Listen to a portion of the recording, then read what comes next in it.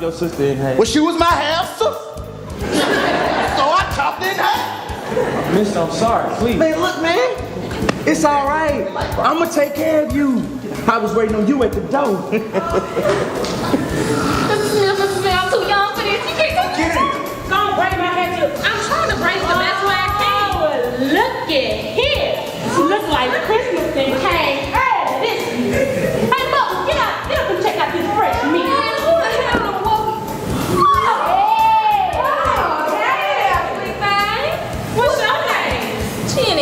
Jenny. What you in for, Jenny? I was just drinking beer.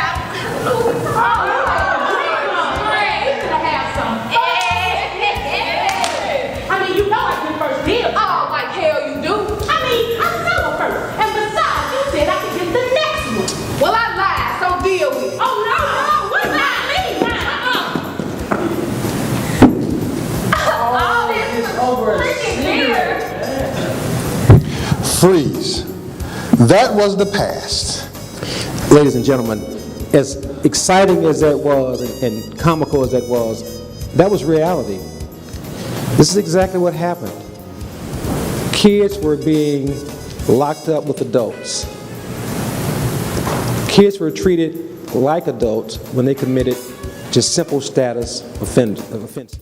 We've got a presenter next that you've seen for many, many, many years on television.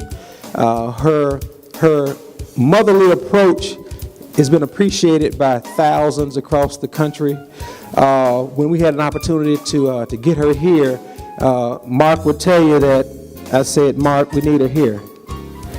And then Mark said, "Well, we're waiting on a phone call back." I said, "Well, Mark, give her another call. Give them another call. We want her here." Judge Glenda Hatchett is no stranger to working with kids and taking a motherly approach. I'm going to stop. Our time is limited. I'm going to present to you now Judge Glenda Hatchett and allow her to tell you about herself and her vision for the future. Judge.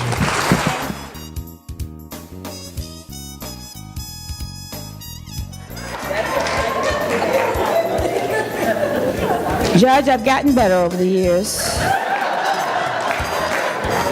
I have. I was new.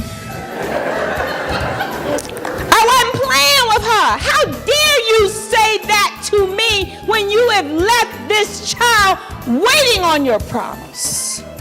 How dare you? I went off on her. I'm going to be honest. I went off on her. And then I said, I have 2 sons. A stranger couldn't come in my house in the middle of the night and walk out with my children. I'm not a violent woman, but I'd hurt you. I'd hurt you over my children. And I said, you have got to look at your drug addiction just like you look at a stranger coming in to take the most precious gift of your life. And that's where we connected. That's where she admitted that she had a drug issue. She said, I'm going to go get help. What I had to learn very early in this work is that you can order all day long, but until a person takes responsibility for their empowerment and their healing, it's just an order. It's just an empty order. And so I had to get her here. I had to talk to her as a mother to another mother. I need you to do what you need to do This child needs you. For my law enforcement officers in here, she had 2 years of college, and she was on the Atlanta Police Department before she got strung out on drugs. By a no-good jive, something.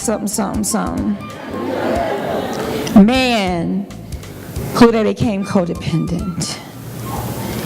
So I'm thinking, okay, she went into drug treatment. He didn't go home that Christmas. But a poetic ending to this story.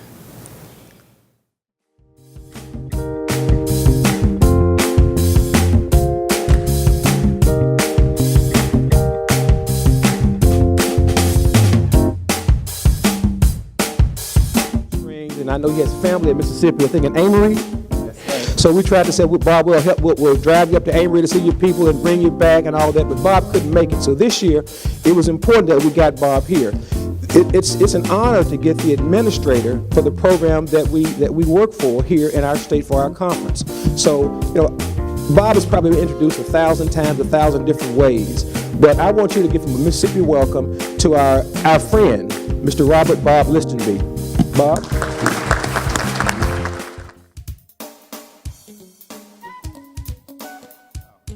I want also to acknowledge the State Advisory Group as a whole for their hard work, as well as the staff of the Division of Public Safety Planning's Office of Juvenile Justice Programs, and the director who's here as well. And the Planning Committee. You've done a really fabulous job, and I'll talk a little bit more about the history of your conference in just a minute. But I want to just say that it is wonderful to be with juvenile justice practitioners, judges, educators, juvenile justice specialists, and folks who care about our kids here in Mississippi. I come from a state advisory group in Pennsylvania. I'd only say that I worked with them for over a decade before going to Washington, and also served as a public defender for 27 years and head of a juvenile unit representing our children in court for over 16 years. So I've had a lot of contact with the system. When I arrived in Washington, one of the most difficult things for me to adjust to would be when people would look at me and start calling me the Fed. So I'd be looking around and say, where is the Fed? So I'm here now, and I want to give you a quick introduction to our agency that I'm so proud to lead, and then turn to some other issues. At the Office of Juvenile Justice and Delinquency Prevention, we envision a nation where our children are healthy, educated, and free from violence. We believe that when children come into contact with the juvenile justice system, that contact should be rare, fair, and beneficial. What I mean by rare is we need to narrow the front door to our juvenile justice system through a multiple array of diversion systems.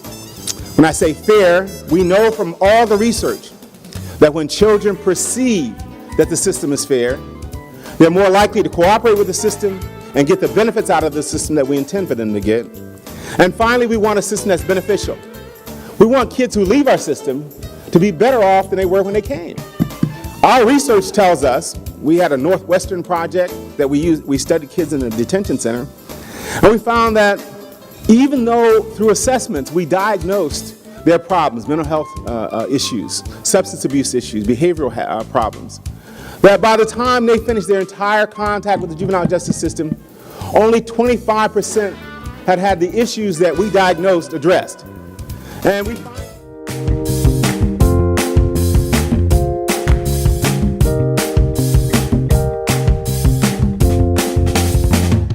graduated from Moss Park High School. She's a graduate of Spelman College, and she also received her Juris Doctorate degree from the University of Mississippi. She's married to attorney Warren Conway, and they have 2 adult children, Shara and Warren Conway, and attorney Conway has maintained a private law practice for many years. However, she is presently employed by the city of Gulfport as the city prosecutor. I introduce you today, my friend, Maxine Lawson Conway.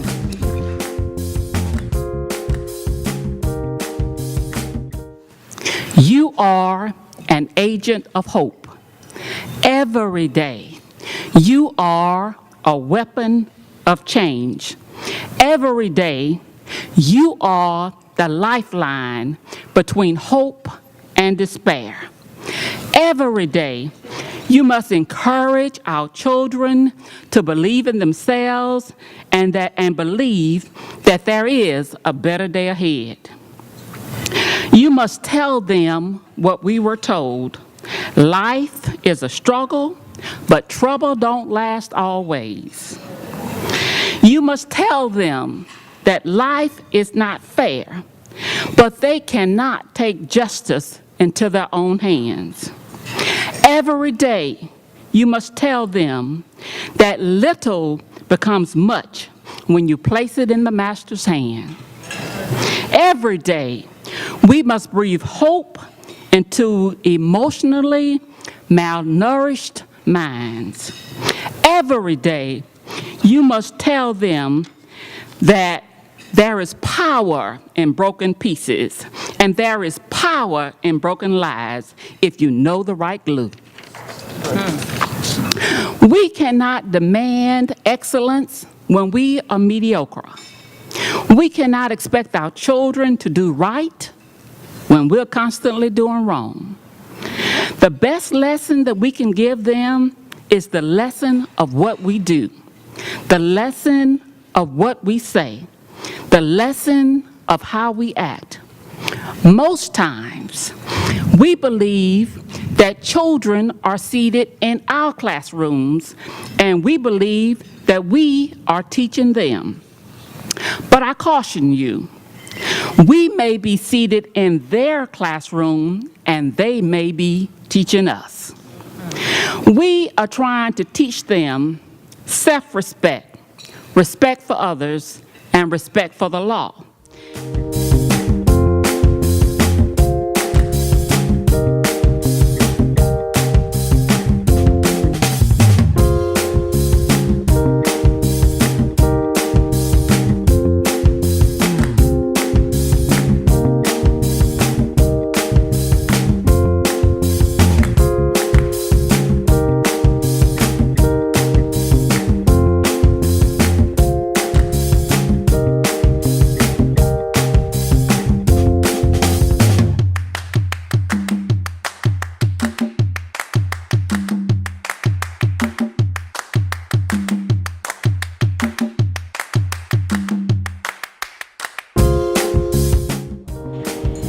And I surround myself with people who keep me sharp.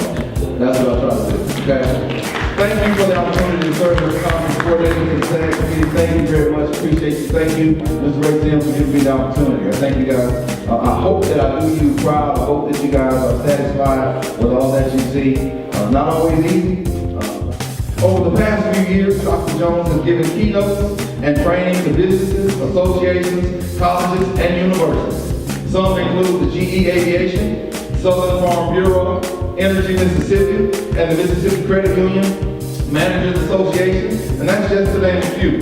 He's a proud former Golden Eagle basketball player, Southern Mississippi. And he's also a member of the USM Alumni Hall of Fame. He has his bachelor's and master's from USM, and he acquired his PhD from Mississippi State University. Also in his past life, he was once a professional basketball player in Europe. Now he's a professional runner. He runs from his personal business as a professional speaker to his full-time job as Vice President of Student Affairs at Jones County Junior College. He runs to mentor, to life coach, to ordained minister, to author, and finally a husband of 16 years to Miss Sarah Jones. He's here to share with us this morning his honest, authentic view of put me back in the game, coach. The power to make a difference.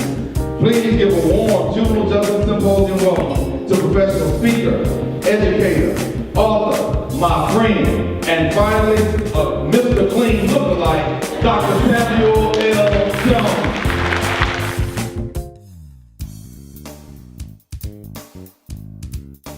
Number 3. Have a vision. The scripture says, without a vision, people what? You got to help the folks you're helping have a vision. Matter of fact, excuse me, the military did some research on this, and all of the heat-seeking missiles and the missiles that they use in war to hit targets, the missile is designed after the human mind. I don't know if you know that. And they design it like this. When the missile locks in on a target, it sticks to that target. And if that target moves to the left, the missile moves to the left.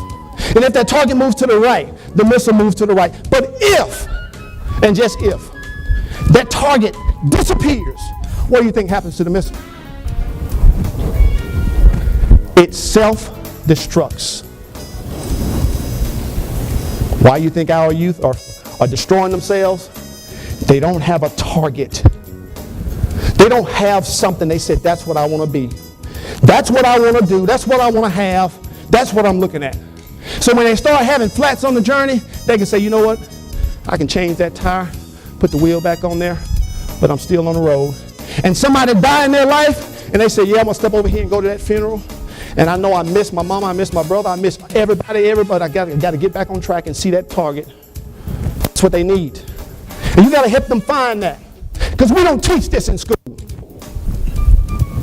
We teach math, science, English, history. That's good. But we got to teach folks to have a vision. And when somebody's, oh, their parents should do it. They don't have a vision. How can you? That's insanity. Matter of fact, insanity is like this. A blind man in a dark room searching for a black cat that's not there. That's what insanity is. And we're telling parents to do something they can't do.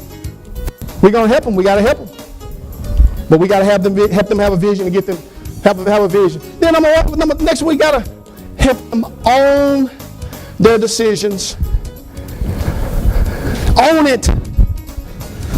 Own it. Own it. That's why I told the story about being suspended from university. Because I owned it. It was mine. Yeah, I owned it. And the coincident thing right now, at Jones, I serve on a committee that does the same thing to help students that are in that same predicament.